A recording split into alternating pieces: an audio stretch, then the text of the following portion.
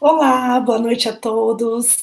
A nossa aula vai começar às 19 horas, então a gente vai esperar um pouquinho para começar a falar sobre o tema, esperar as pessoas entrarem na sala e vamos falar de algo bem bacana hoje, novidades na endo de tecidos, e, e eu espero que vocês aproveitem bastante a aula.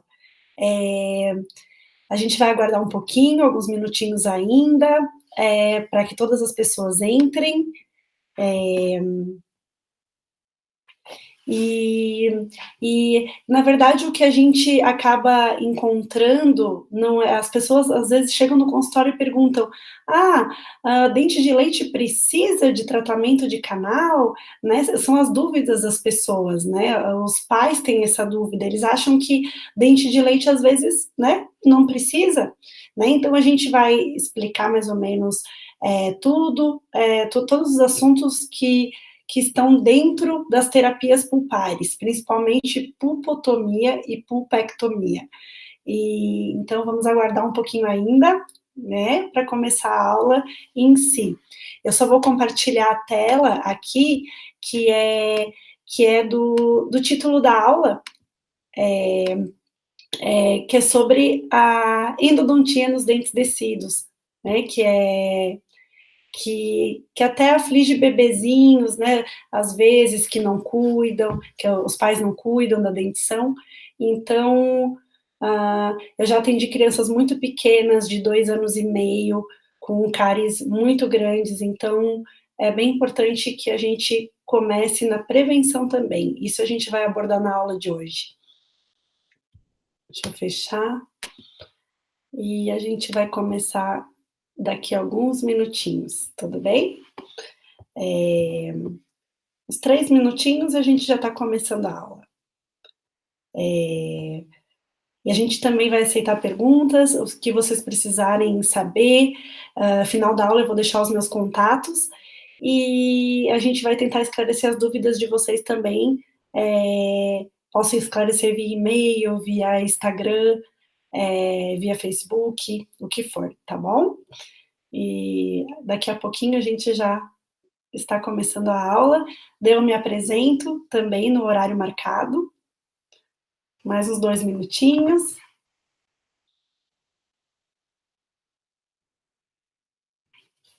E a gente começa a falar. E é interessante porque existem muitos medicamentos para se fazer pulpotomia e pulpectomia. Então, a gente vai explicar o que tem sido melhor e as novas tendências. E talvez ainda não tem no mercado os biocerâmicos, nós vamos falar principalmente com ênfase nos biocerâmicos, que são materiais que são biocompatíveis e bioativos e que ajudam essa terapia pulpar. É bem interessante porque a gente precisa de medicamentos que sejam fáceis de colocar, né, que sejam tranquilos de fazer. Então, a gente vai falar mais ou menos sobre isso também, tudo bem? Daqui a pouquinho já começamos, né? Vamos lá.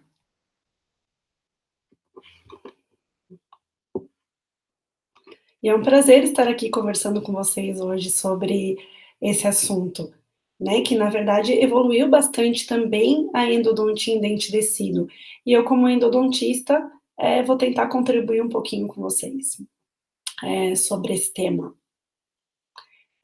O odontopediatra, ele também deve entender sobre essas novas tecnologias e esses novos tipos de terapia pulpar, e a gente, como endodontista, pode contribuir um pouquinho também. Boa noite a todos, então. A gente vai começar a aula. Hoje a gente está aqui para conversar um pouquinho com vocês sobre as terapias pulpares em dentes descidos. São procedimentos que aparecem com bastante frequência nos consultórios. É um tema que muitas pessoas têm dúvidas de como se faz, porque são tantos protocolos que acabam gerando uma certa confusão sobre o que escolher para fazer esses tipos de procedimentos. Então, a gente vai falar sobre os principais medicamentos e também sobre o que nós temos de novidade no atual mercado da odontologia. O meu nome é Milena Perraro Martins, eu faço doutorado em endodontia, sou mestre em endodontia especialista e me dedico à docência também, sou professora do Instituto Hermann Blumenau em Blumenau e da Gales Premier, que é uma escola que a gente faz cursos de imersão em endodontia. Tenho um consultório privado no interior de Santa Catarina, em Braço do Trombudo, e também em Balneário Camboriú, em Santa Catarina também. E a gente vai falar, então, sobre a dentição decídua. Por que a dentição decídua ela é importante? Ela é importante para mastigação, para fonação, para oclusão e para o desenvolvimento dos maxilares. A manutenção dos dentes decíduos até que ocorra sua esfoliação fisiológica é um dos principais objetivos da clínica odontopediátrica, já que a primeira dentição é responsável pela manutenção de espaço adequado para os dentes permanentes irromperem e servirem de guia para o posicionamento dos dentes permanentes também. Então, a perda prematura dos dentes decíduos pode resultar em uma alteração no comprimento do arco dentário, com desvio para mesial dos dentes permanentes e, consequentemente, uma má oclusão. Alguns estudos comparam a estrutura do esmalte dos dentes descidos com o esmalte dos dentes permanentes e mostram que o padrão de mineralização do dente descido é 20% menor do que o verificado no esmalte dos dentes permanentes. Isso porque o dente descido ele possui um ciclo biológico reduzido. Em média, o período de formação e mineralização da coroa de um dente descido é de no mínimo 6 meses para o incisivo central e no máximo 14 meses para o segundo molar descido, enquanto que a média para os dentes permanentes variam entre 3 a 5 anos. Além disso, a gente observa menor densidade de prismas no esmalte do dente descido em comparação ao dente permanente. E a literatura também nos fala que os cristais de hidroxiapatita são maiores e mais grosseiros no esmalte dos dentes descidos em relação aos dentes permanentes e apresentam maior quantidade de carbonato, menor mineralização e menor espessura de esmalte, quase a metade da espessura do esmalte dos dentes permanentes, o que confere uma menor resistência ácida ao dente descido. Alguns autores também afirmam que existe uma camada aprismática mais espessa e uniforme e uma maior porosidade do esmalte desse dente descido, o que seria responsável pela coloração mais branco-leitosa do dente descido. E a gente deve realizar os cuidados, desde pequenos, a gente tem que realizar o cuidado na saúde bucal dos bebês. A higienização, ela começa com a limpeza dos rodetes gengivais após cada mamada ou a cada ingestão de mamadeira, com uma pontinha de fralda ou uma gaze embebida em água fervida ou filtrada, e depois, quando a gente já tem os primeiros dentinhos, a gente já deve introduzir uma escova que seja adequada para o tamanho da boca da criança e creme dental também. E eu também gosto de já orientar as mães a passar o fio dental nos dentes, porque tudo que é feito diariamente se torna um hábito e a criança vai fazer todos os dias. Então, é legal já mostrar para a criança que existe um fio dental e que ela pode usar também.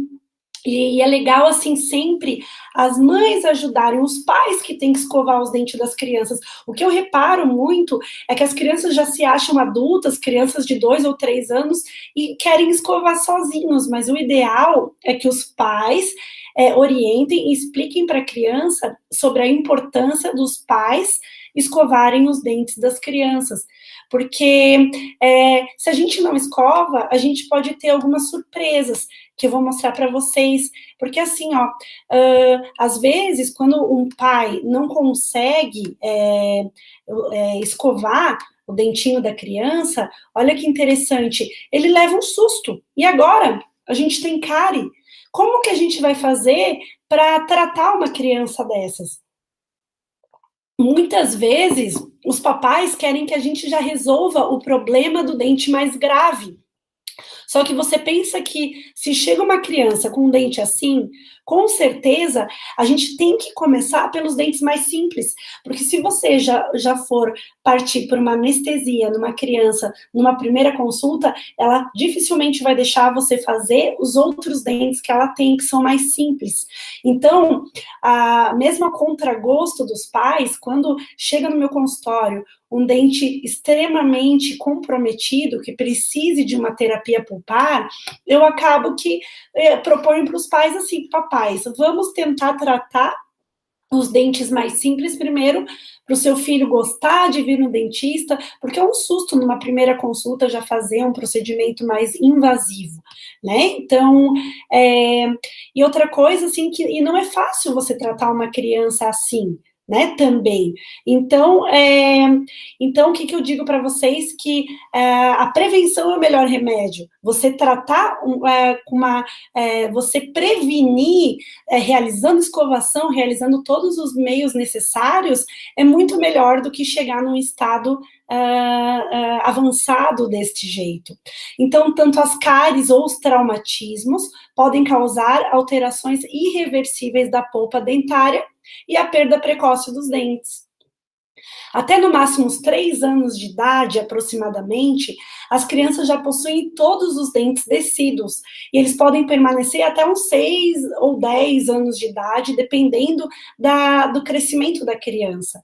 A partir de aproximadamente 6 anos de idade, inicia-se a dentição mista, aonde irão nascer os primeiros dentes permanentes. Só que nessa aula de hoje, eu vou falar só sobre a dentição decídua. Na verdade, a terapia pulpar de um dente permanente jovem seria um assunto para uma outra aula, porque é um assunto bastante extenso, onde você teria que falar de todas as formas de tratamento. Então, nós escolhemos nessa primeira aula falar sobre a dentição, a terapia pulpar nos dentes descidos. Quando as crianças possuírem cáries avançadas em seus dentes descidos e necessitarem da endodontia, é importante você conversar com as crianças e explicar que você precisa tratar o dentinho do filho e a mamãe deve falar que vai levar no dentista. Já aconteceu casos no meu consultório que os pais não avisam que vão levar no dentista, tiram a criança de casa e a criança chega e leva um susto. Então é importante que você oriente a criança, porque as crianças são super espertas. Elas devem saber que, na verdade, a consulta para tratar a dor do dentinho delas interessa a elas, porque o seu dente melhore. A gente não pode trabalhar com uma base de troca. Eu atendo muitas crianças que às vezes só fazem o tratamento se elas ganharem um tal presente. Eu não acredito que essa seja a melhor maneira de se conduzir esse tipo de tratamento. Muitas vezes não é tão fácil assim atender algumas crianças e elas podem chorar ou resistir fortemente ao tratamento. E a gente tem que entender, porque são crianças, né? Existem soluções de sedação para que você possa fazer o atendimento para as crianças mais resistentes. Só que eu posso assegurar a vocês que neste caso, quando as crianças necessitam ser sedadas, quem sofre mais são os pais, porque eles ficam apreensivos pela criança. Já aconteceu algumas situações comigo, que eu atendi crianças em hospital, e as mães, elas chegavam e choravam muito no pós-operatório da criança, quando a criança estava se recuperando da anestesia, falando assim, ó, por que que eu não cuidei antes? Por que que aconteceu isso? E até porque um procedimento, talvez, de anestesia geral, ele é um procedimento agressivo também para a criança. Então, a gente tem que trabalhar com as medidas preventivas, como eu falei para vocês. E a gente também tem que, quando a gente atende, quando a gente vai receber a criança no consultório, a gente tem que realizar uma anamnese bem completa. O que que a gente tem que ver nessa anamnese? Ela deve conter o histórico de saúde da criança, a gente tem que saber se ela já foi submetida por algum procedimento cirúrgico prévio, ou se ela já recebeu alguma anestesia odontológica ou não, se ela já tirou sangue, porque seria um indicativo de ver se ela sofre bastante para tirar o sangue, ou se ela chora. É também importante a gente saber se a criança tem alergia a algum medicamento, né? E o que eu gosto sempre de saber é se a criança já passou por algum dentista, né? Eu já tive muitos pacientes que já chegaram no meu consultório extremamente traumatizados, né, e com medo, assim, de mim também. Então, assim, já é mais difícil de eu tratar.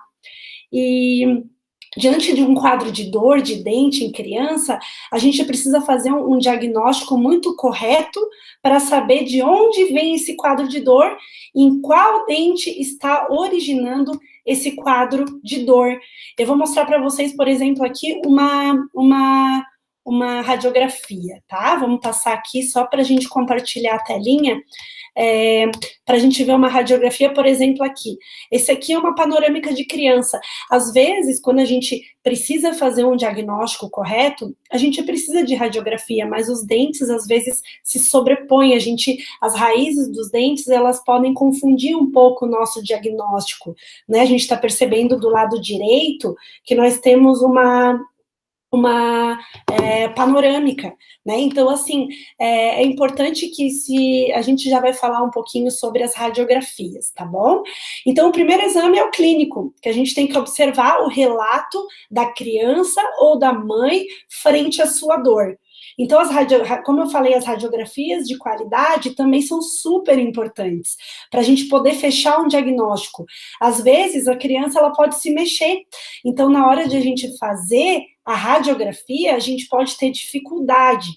Mas hoje em dia, a gente pode lançar mão dos sensores digitais de radiografia que podem nos ajudar a fazer uma radiografia de qualidade, que no caso das crianças é o sensor número 1, né? E até assim o sensor pode machucar um pouquinho, mas às vezes a gente tem que ajudar a criança para poder fazer a radiografia.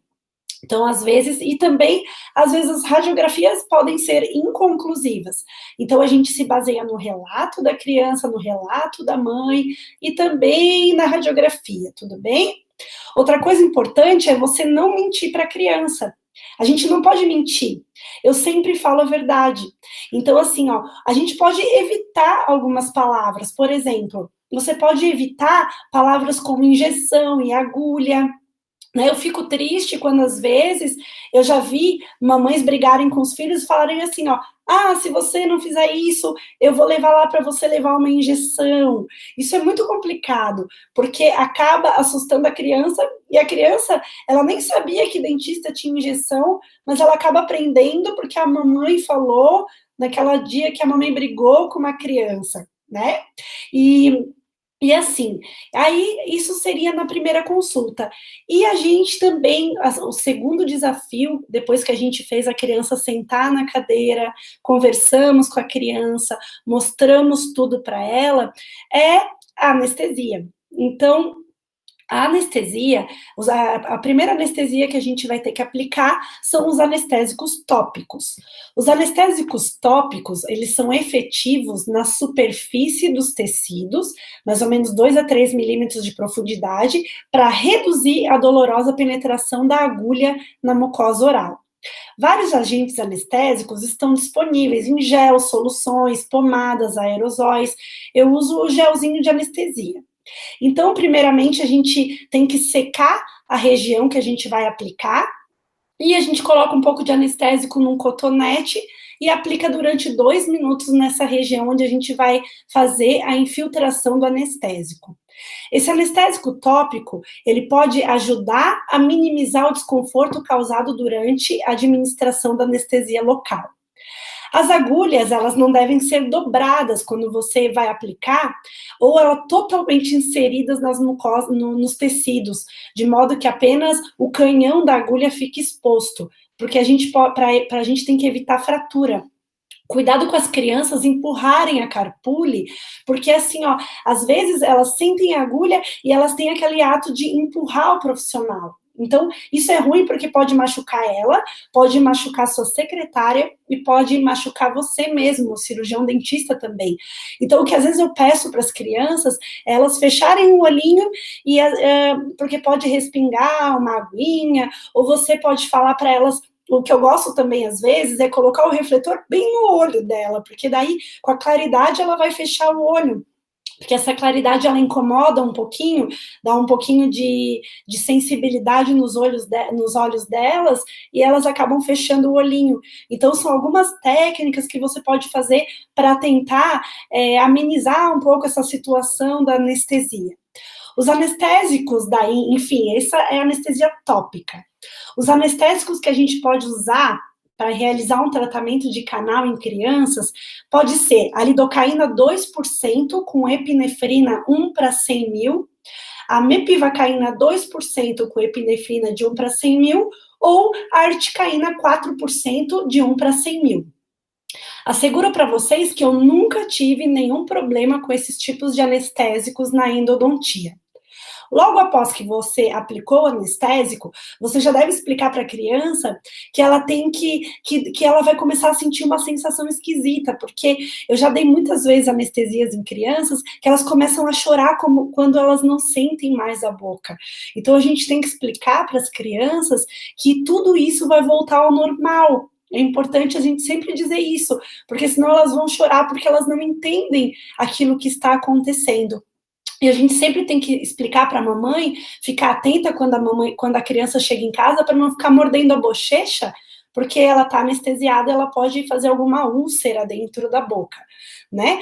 O anestésico que não é recomendado em crianças é a bupivacaína, porque ela tem um efeito muito prolongado. Então, isso a gente pode aumentar o risco de injúrias nos tecidos moles. E outro anestésico que a gente não dá em crianças são os anestésicos com adrenalina ou epinefrina 1 para 50 mil. Por quê? Porque esses anestésicos, eles são indicados só quando a hemostasia é necessária. Mas elas não são indicados, esse tipo de anestésico de 1 para 50 mil, para controle de dor. Então, a gente vai preferir esses outros anestésicos que a gente falou anteriormente. Então, o anestésico ele deve ser injetado lentamente, a gente deve empregar a menor concentração possível do anestésico e o menor volume da solução que a gente puder. Então, na verdade, a gente tem que ter atenção na dose. O cálculo da dose do anestésico em crianças está relacionado ao peso da criança. Então, em crianças que, de repente, você vai sedar, ou você vai fazer uma anestesia geral, a gente pode diminuir um pouquinho o volume do anestésico habitual que a gente vai dar, tudo bem? E após a anestesia, a gente vai realizar o isolamento absoluto e iniciar a remoção da cárie. E a gente sabe que, na verdade, a anestesia, o isolamento absoluto não é tão fácil de você conseguir numa criança, porque as crianças têm medo. Então, muitas vezes, a gente tenta fazer. Só que eu explico que a gente vai colocar uma piscininha azul no dente para que vai formar uma água, então só para a água não ir na garganta. A gente tem que tentar orientar para a criança tentar entender o porquê que a gente está colocando isolamento. E assim, a gente às vezes repara que crianças que usam chupeta, que têm mordida aberta, elas têm muita dificuldade de ser isoladas, porque elas têm um reflexo que vão se afogar, porque elas respiram pela boca. Então, assim, é muito difícil isolar em algumas crianças. Então, eu falo para vocês que, às vezes, em terapia de dentes descidos, a gente tem que ser realista e não é em todas as crianças que você consegue fazer um isolamento absoluto, tudo bem? E assim, ó, quando eu vou tirar a cárie, eu gosto de usar o meu motor elétrico e até mesmo eu gosto de usar o meu motor de endodontia. Nós endodontistas, a gente usa um motor rotatório, por exemplo, assim, a Dentsply tem um motor chamado Xmart Plus, e então a gente coloca esse motor na função Gates. Aí, a função Gates, a broca não faz quase barulho, então a criança já fica mais confortável, porque assusta menos a criança você usar um motor assim, para remover a cárie. Aí, lentamente, a gente vai removendo a cárie com uma broca carbide esférica. Eu gosto de ter no meu arsenal brocas esféricas de vários tamanhos. Então, eu tenho brocas de 1/4, 1/2, 1, 2, 4, 6. E dependendo, eu gosto de ter brocas de haste longa. Por quê? Porque às vezes essas brocas de haste longa elas vão ajudar no acesso, porque eu trabalho com microscopia, com magnificação na endodontia. Então, assim, às vezes, se eu não trabalhar com uma broca de haste longa, a cabeça do meu contraângulo vai tapar a cavidade de acesso à câmara pulpar. Eu não vou enxergar. Então, essas brocas de haste longa, elas fazem, elas me ajudam a ter essa visualização de aonde eu estou tirando a cárie. Tudo bem? Eu vou compartilhar com vocês uma tela da terapia dos dentes descidos. Deixa eu só posicionar aqui, mostrando como que pode ser uma terapia pulpar de dente descido, tudo bem? Deixa eu colocar aqui. Esse aqui é uma tabela que fala sobre a terapia pulpar dos dentes descidos.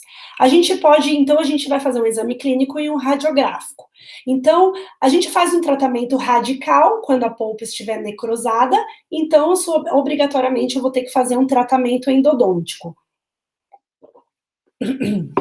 Quando nós tivermos a polpa viva, né, a gente vai fazer uma terapia pulpar conservadora, que vai ser uma proteção pulpar indireta, com a proteção do complexo dentino pulpar, ou um tratamento expectante. E quando a gente for fazer uma proteção pulpar direta, pode ser um capeamento pulpar direto, uma curetagem pulpar ou uma pulpotomia.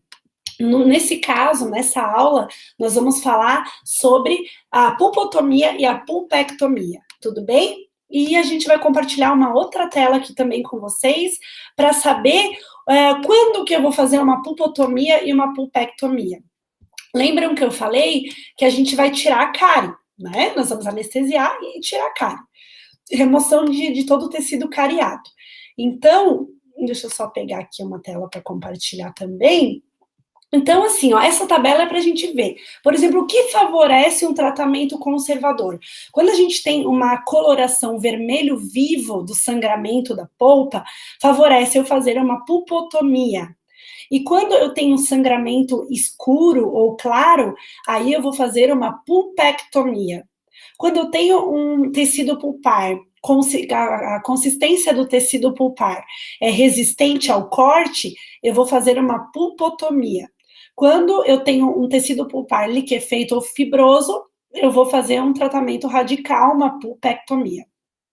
Quando eu tenho sangramento normal, que eu controlo ele em até 5 minutos, eu faço uma pulpotomia.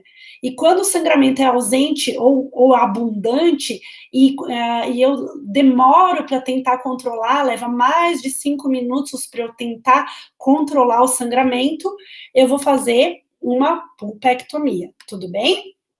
Então, a gente vai voltar aqui, tá? Esse quadrinho é legal a gente mostrar, porque são algumas diferenças, só que nessa aula a gente vai falar sobre pulpotomia e pulpectomia. Então, falando de pulpotomia em dentes descidos, o que é uma pulpotomia? A pulpotomia vem de tomia, cortar, e pulpo, polpa. O objetivo é a gente cortar a polpa dental inflamada e preservar a vitalidade da polpa radicular, facilitando assim a esfoliação normal do dente descido. Então, lembrando aquela tabela, como que tem que ser? O tecido pulpar tem que ser resistente ao corte, a coloração vermelho vivo, a hemorragia deve ser suave e a hemorragia tem que cessar em até 5 minutos. São feitos em dentes com vitalidade pulpar, então, assim, toda pulpotomia, o dente tem vitalidade pulpar, né? E que houveram alguma exposição por cárie ou mecânico acidental. Quando eu tô tirando a cárie, ops, chegou na polpa, né? E não tem dor, a criança geralmente não tem uma dor espontânea quando a gente vai fazer uma pulpotomia, tudo bem? Então, a gente não vai fazer pulpotomia quando tiver fístula, quando tiver edema, quando tiver mobilidade, quando você vê que tem sinais radiográficos de alguma alteração pulpar ou uma lesão periapical, e nos dentes que a gente não consegue isolar ou não consegue restaurar, você não vai fazer pulpotomia, tudo bem? Outras contraindicações da pulpotomia são pacientes com estado de saúde geral debilitado, pacientes com defeitos cardíacos congênitos ou imunocomprometidos, e também quando houver uma reabsorção de mais de 2/3 da raiz e lesão periapical. Então, assim, agora nós vamos falar de quais medicamentos que podem ser usados para a gente fazer a pulpotomia em dentes descidos. Eu vou compartilhar aqui a tela com vocês, sobre os medicamentos que a gente vai usar para fazer a pulpotomia. Primeiro eu vou mostrar aqui os básicos, né, que é o formocresol, o glutaraldeído, o hidróxido de cálcio, a pasta CTZ, MTA e os cimentos biocerâmicos. Só que eu vou falar mais ou menos assim individual de cada um, para a gente começar a entender também, tudo bem? Então, assim, os medicamentos que a gente escolhe para fazer a pulpotomia, eles são divididos em função de 3 linhas terapêuticas. A primeira linha é da desvitalização, que a gente vai fazer a mumificação, então a gente usa o formocresol para isso. A segunda linha é a linha de preservação, que é a de mínima desvitalização, sem a formação de um tecido reparador, que a gente vai usar o glutaraldeído 2%. Tudo bem? E a terceira linha, ou a regeneração do remanescente pulpar, a gente vai fazer a reparação e formação do tecido mineralizado, com a função de formar uma ponte dentinária, e a gente vai conseguir, através dos medicamentos, que é o hidróxido de cálcio, as pastas com hidróxido de cálcio, e MTA e os cimentos biocerâmicos, que a gente vai conversar nessa aula sobre eles. Tudo bem? Então, dentro dos princípios biológicos, o ideal é a gente manter a vitalidade do remanescente pulpar radicular com a formação do tecido mineralizado na região onde a polpa foi amputada e reorganização da camada de odontoblastos. Após todos os procedimentos de diagnóstico, de radiografia inicial, abertura coronária, isolamento absoluto, remoção do tecido cariado com curetas ou brocas, com mínimo de trauma, né? A gente vai colocar o remédio, né? O medicamento. Então, o formocresol, vamos falar primeiro de como que eu vou colocar o formocresol para fazer uma pulpotomia. Então, o formocresol, ele pode ser usado puro ou diluído. A ação bactericida do formocresol se dá junto aos micro-organismos presentes nos canais radiculares através da ligação química com as proteínas dos micro-organismos. Sua ação, a ação do formaldeído, é de fixação tecidual. O grande problema deste medicamento está no fato de ele apresentar características tóxicas e mutagênicas, causando certa agressão à polpa dental. A pulpotomia com formocresol, como é que você vai fazer?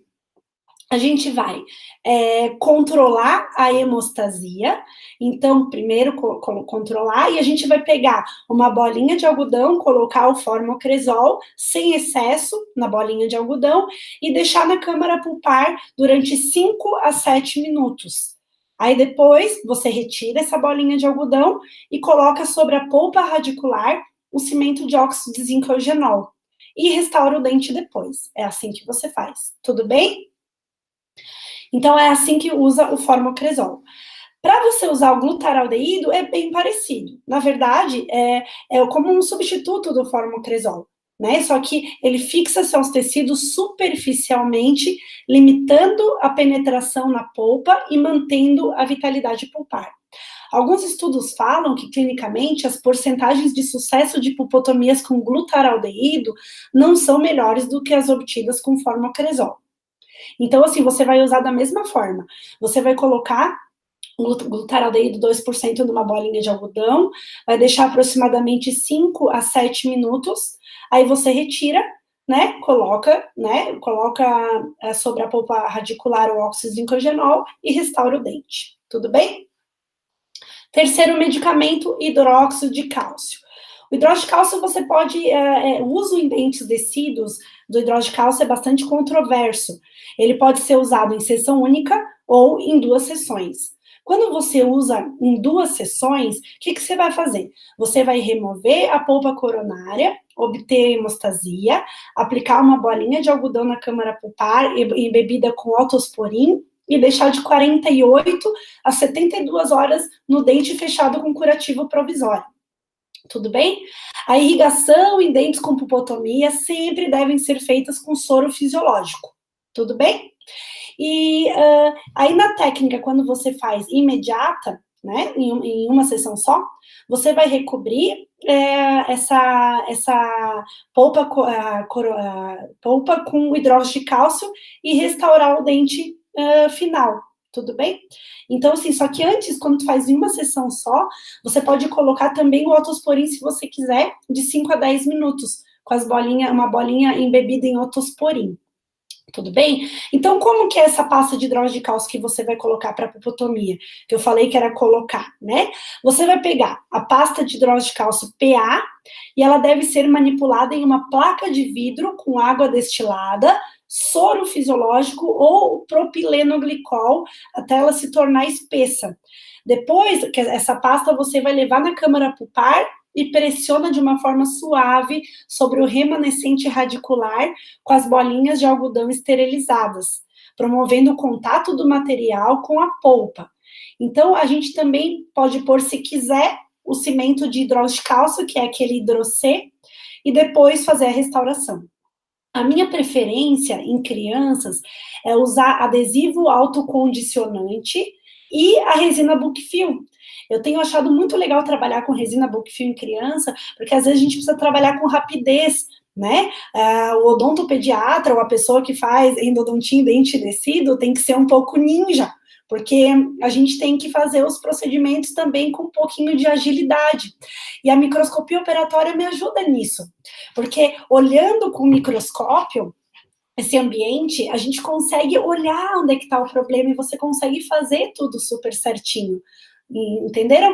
E a criança não se assusta, sabe? Eu costumo usar microscopia praticamente em todas as crianças, os tratamentos que eu faço, e para eles é normal. É como se fosse um refletor de luz, então é uma luz que está em cima delas e elas não se incomodam tanto com esse tipo de luz. Tudo bem? Então, a gente falou de formocresol, falamos de glutaraldeído 2% e falamos do hidróxido de cálcio. Tudo bem? Agora a gente vai falar da pasta CTZ. A pasta CTZ é uma pasta formada por cloranfenicol, tetraciclina e óxido de zinco e eugenol. Como é que se faz essa pasta? Como que a gente vai fazer? A gente vai manipular, a gente vai pegar uma cápsulazinha de um cloranfenicol de 500 miligramas, uma cápsulazinha de tetraciclina de 500 miligramas e o óxido de zinco, todos eles em proporções iguais, então é 1 para 1 para 1, e você vai triturar esses conteúdos, você vai misturar com pistilo em 1 grau. E essa mistura, você vai acrescentar uma gota de eugenol no momento do preparo da pasta, e daí você vai colocar logo em cima dessa polpa radicular, tudo bem? Aí depois, se você quiser, você pode colocar o óxido de zinco eugenol e restaurar, tudo bem? Então, essa é a forma de usar essa pasta CTZ, Joia? Então, assim, então nós falamos já de quatro medicamentos que a gente pode usar. Só que, agora eu vou falar sobre um medicamento que tem apresentado resultados bem bacanas na literatura, que é o MTA. O MTA, ele tem mostrado ser um material biológico, ótimo material biologicamente falando. Ele é biocompatível e tem altas taxas de sucesso na terapia. Então, o inconveniente é que eu não recomendo você usar o MTA cinza, porque o MTA cinza, ele vai escurecer um pouquinho o dente. E o MTA branco agora, a Angelus, ela fez igual o MTA branco como o MTA Repair. Eles são MTAs que têm o tungstato de cálcio como radiopacificador. Então, ele não escurece o dente. Aquele MTA cinza, ele tem um radiopacificador, que é o óxido de bismuto, que faz o dente escurecer. Você sabe que eu tenho, infelizmente, como a gente acaba fazendo bastante nos pacientes, eu já tive crianças que no início eu usava o MTA que tinha o óxido de bismuto como radiopacificador e tinha esse inconveniente de escurecer.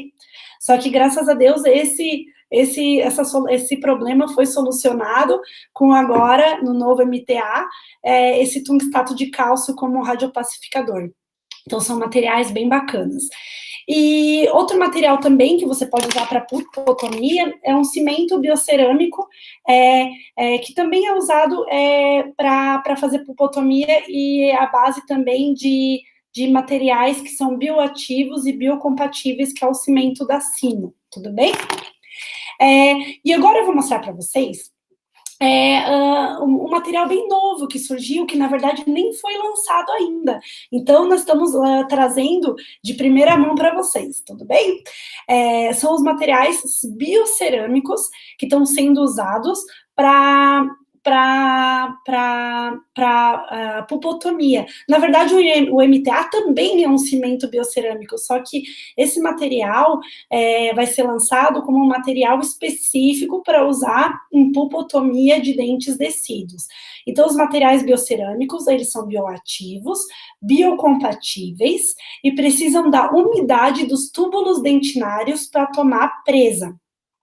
E eu vou colocar aqui um slide, eu vou compartilhar com vocês esse slide aqui, para mostrar para vocês sobre esse material que vai ser lançado agora.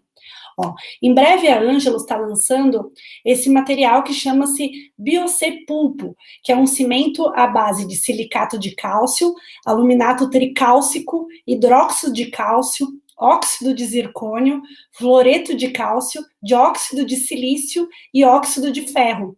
O líquido para ser espatulado com esse pó é formado por água destilada, plastificante e cloreto de cálcio. Ele é como se fosse um MTA, só que a resistência dele é muito maior e por isso ele pode ser a base da cavidade também.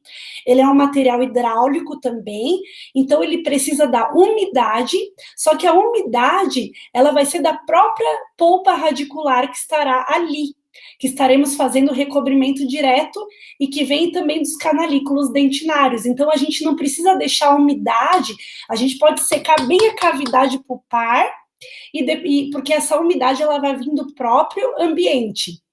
Esse material, ele é antibacteriano e apresenta o pH de 12,5.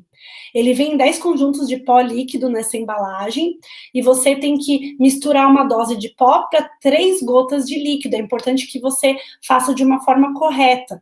O tempo de espatulação são 60 segundos e o tempo de trabalho desse material é em torno de 2 a 3 minutos e o tempo de presa final em torno de 5 a 6 minutos. Então, é bem bacana e é mais um material que a gente vai poder usar para pulpotomia de dentes descidos. E o legal daí, depois que você colocar, ele pode funcionar como uma base também, e aí depois você pode usar ele é compatível para qualquer material restaurador, como um sistema adesivo autocondicionante, e você pode usar, e também uma resina composta. Então, na verdade, é compatível com todos os materiais restauradores, mas como eu falei, eu gosto de usar algo que seja fácil para eu trabalhar, porque criança também requer agilidade nos tratamentos. Tudo bem? Então, a gente nunca pode guardar biocerâmico na geladeira, tudo bem? Então, isso prejudica esses materiais que são hidráulicos, né? Então, esses são materiais que a gente falou que podem ser usados para pulpotomia. Formocresol, glutaraldeído, hidróxido de cálcio, pasta CTZ e o Biocepulpo da Angelus, o MTA, e esse material que é um cimento biocerâmico PBS da Simon, que também pode ser usado, tudo bem? Para pulpotomia. E para pulpectomia, o que é uma pulpectomia? A pulpectomia consiste em dentes com pulpite irreversível ou necrose pulpar, onde a gente precisa remover o conteúdo pulpar ou os restos necróticos para que ocorra a remissão dos processos patológicos, eliminando a dor e permitindo a continuidade do desenvolvimento dental. A dor, ela pode ser espontânea, pulsátil à noite, e a criança pode ter sensibilidade à percussão. Podem ter abscessos ou fístulas e podem aparecer imagens radiolúcidas ou no exame radiográfico. Eu já recebi crianças com o rosto extremamente edemaciado por causa de uma infecção em dente descido. Então, dente descido também é bem perigoso. Eu recebi há poucos dias uma menina que ela chegou a fazer uma lesão extraoral com o tamanho do edema que aconteceu na face. Eu gosto de usar laser terapia também de baixa intensidade nessas lesões, às vezes para a gente tentar fazer uma melhora nesse quadro. Então, nesses dentes que precisam de uma pulpectomia, quando a gente abre, pode estar um sangramento bem escuro ou claro, né? E o tecido pulpar, ele é liquefeito ou fibroso, como a gente falou, e às vezes a gente tem dificuldade para controlar esse sangramento, né? Então, é um sangramento muito difícil de controlar. Então, a pulpectomia é contraindicado quando existe reabsorção radicular maior que 2/3 ou uma grande destruição coronária do dente e a gente não conseguir restaurar ele. Então, o que a gente vai fazer numa pulpectomia? Anestesia, isolamento absoluto, abertura da câmara pulpar, remoção do teto da câmara pulpar, localização dos condutos. Eu uso hipoclorito de sódio 2,5% para irrigar. Lembra que na pulpotomia eu falei em soro fisiológico? Então, na pulpecto, nós usamos hipoclorito de sódio 2,5%, e a gente tem que fazer, lembra que eu falei da radiografia também, e a gente tem que fazer a odontometria, só que, olha que legal, a gente consegue usar o localizador foraminal eletrônico, que é um equipamento que a gente usa para medir os dentes, nos dentes descidos também. Então, a odontometria eletrônica é uma alternativa extremamente válida para você obter o comprimento radicular de trabalho em dentes descidos com maior precisão, rapidez e confiança, usando esse localizador foraminal eletrônico. Esse método, ele é bem usado, bastante usado em dentes permanentes, só que já tem evidências em dentes descidos, mostrando resultados muito melhores do que se você usar a sua radiografia medindo com uma régua o tamanho do dente. Os localizadores foraminais são aparelhos baseados em princípios elétricos que podem detectar o limite entre o endodonto e o periodonto. Um polo localizador é colocado na mucosa oral, que é uma alça labial que você vai colocar no lado oposto onde está fazendo a endo, para não incomodar muito, e o outro polo do localizador é colocado no instrumento endodôntico. Quando a lima é introduzida no canal e alcança o tecido periodontal, o circuito vai se fechar. A resistência programada no aparelho e a existente entre a mucosa oral e a periodontal passa a ser equivalente nesse momento, e assim o mostrador indica o término do canal radicular. Então, você vai marcar bem direitinho onde está o forame, é bem legal, o término do canal. Então, eu recomendo o uso do localizador foraminal eletrônico. E a utilização desse localizador foraminal eletrônico em crianças traz vantagens como a diminuição do tempo clínico, aumento do conforto do paciente, menor necessidade de cooperação da criança, e também melhor precisão nos limites apicais. Além disso, os dentes com processos reabsortivos podem ser tratados com mais segurança, uma vez que o risco de agressão ao germe permanente fica menor. tudo bem? Irrigamos e aspiramos sempre.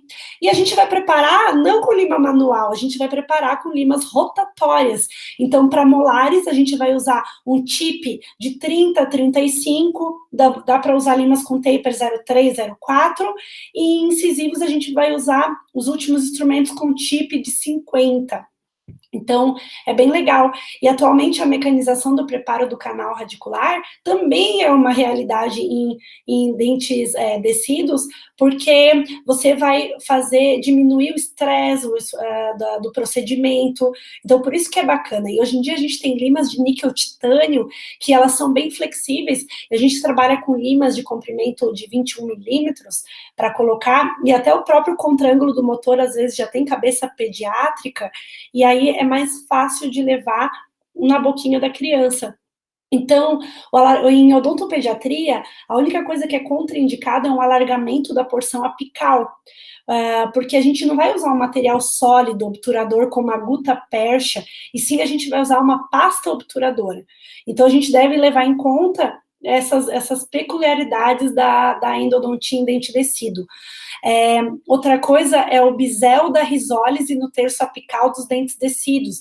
A gente não pode também alargar, senão assim, a gente vai ter um grande extravasamento da pasta obturadora e não vai ser muito legal para o tratamento. Apesar de a maioria dessas pastas, elas não tem problema nenhum se você extravasa um pouquinho, tudo bem?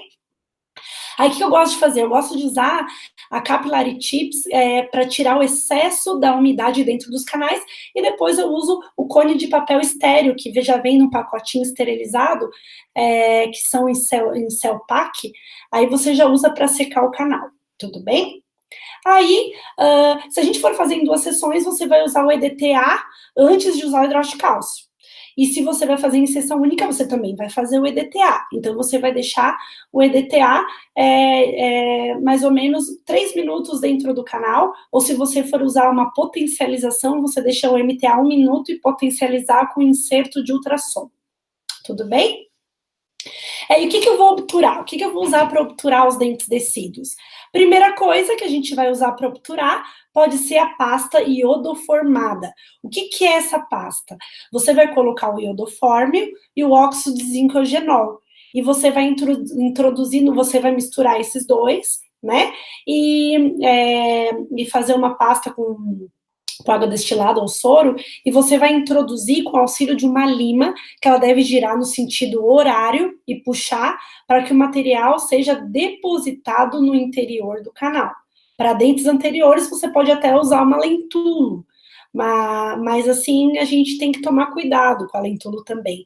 Eu já recebi pacientes no consultório com até instrumentos fraturados em dentes descidos, então assim, a gente tem que tomar cuidado, não só em dentes permanentes, mas as endodontias de dentes descidos, a gente também tem que tomar bastante cuidado. Tudo bem?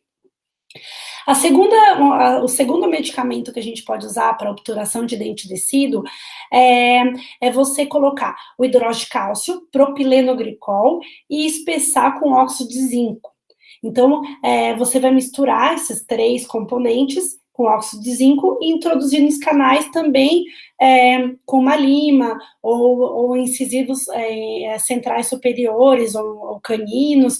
Você pode colocar com uma seringa Centrix. E a gente tem que condensar levemente com calcador. Isso eu não falei antes, porque até na outra pasta iodoformada, eu gosto de usar calcadores de níquel titânio para a gente levar o medicamento também, para a gente colocar um pouquinho. E esses calcadores de níquel titânio, você consegue pôr um cursor para medir o tamanho também. E isso fica muito legal. Tudo bem? E outro medicamento que a gente pode fazer obturação é a pasta Guedes Pinto, que será feita da seguinte forma: você vai pegar 1 centímetro de um tubete de anestésico com iodoformio, 1 centímetro de rifocorte e 2 gotas de paramono.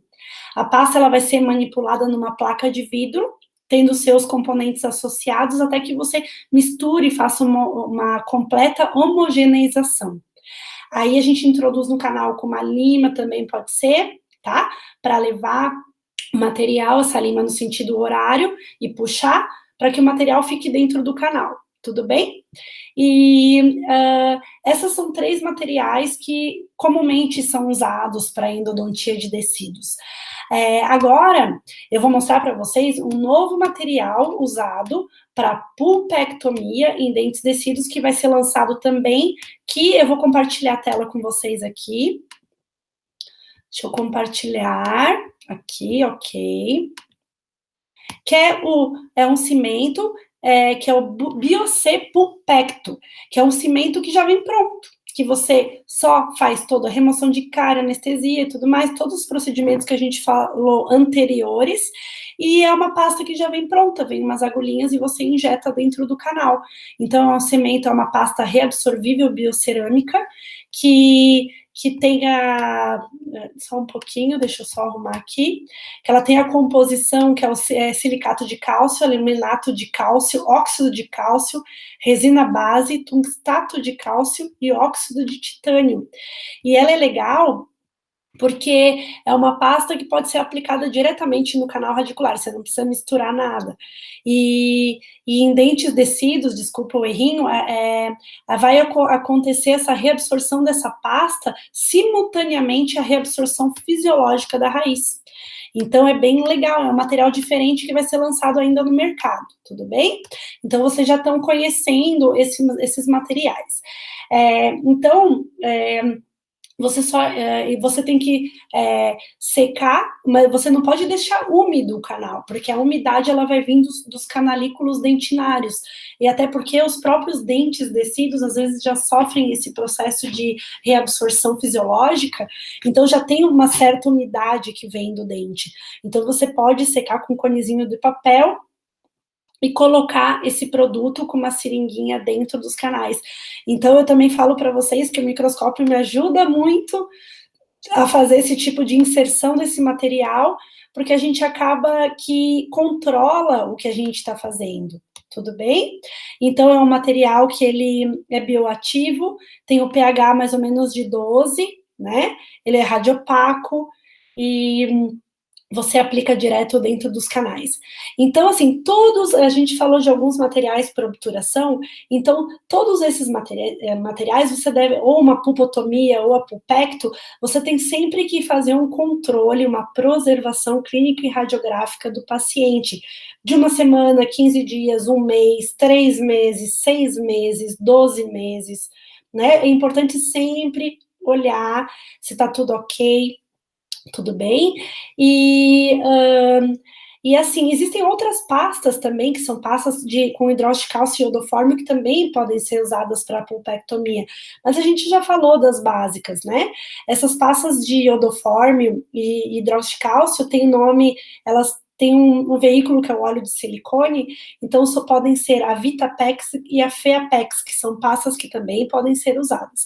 Aí depois que a gente colocou essa pasta, a gente pode colocar o CIV, né, e restaurar em resina composta, tudo bem? Então, a pulpectomia também pode ser feita em 2 sessões. Aí, no curativo, entre sessões, você pode colocar o hidróxido de cálcio e 1 ou 2 semanas depois você já realiza a obturação do dente. E é importante sempre que a gente acompanhe. E assim, era mais ou menos isso que eu tinha para falar hoje para vocês. Eu estou disposta a responder perguntas, se vocês quiserem, eu vou passar os meus contatos aqui para vocês. Deixa eu compartilhar a tela dos meus contatos. Então, assim, se alguém quiser mandar um e-mail, tiver alguma dúvida, ou quiser que eu mande os protocolos por e-mail, vocês podem contatar comigo, que eu costumo responder sempre, tá bom? Então, obrigada pela atenção de todos vocês nessa aula, e eu espero que tenha acrescentado um pouquinho na clínica de vocês. Estou à disposição para o que for, tá? Tudo boa noite para vocês. Tchau, tchau.